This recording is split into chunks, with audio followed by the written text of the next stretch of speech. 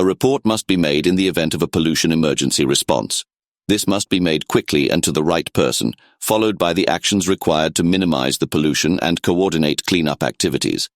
The reporting procedure will include guidance on what situations should trigger a report of pollution.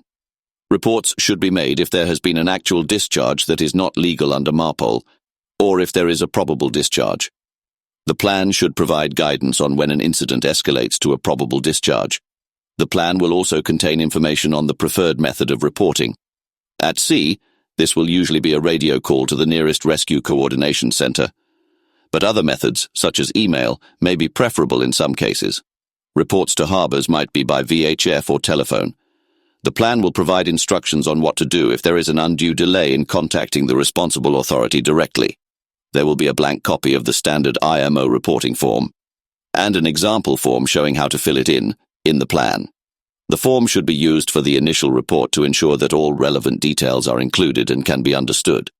The plan should say how often follow-up reports should be submitted and what information and form they should take. The next thing to consider is who to contact.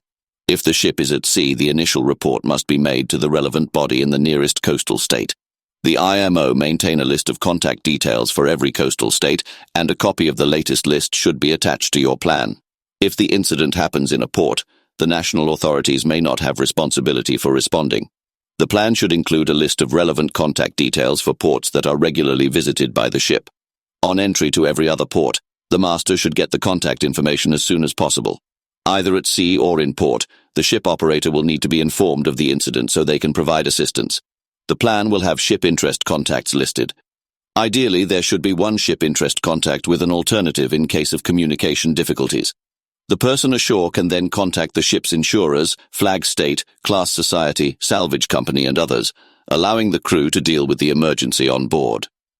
It is important to avoid duplication of reports by the ship to prevent confusion and unnecessary work.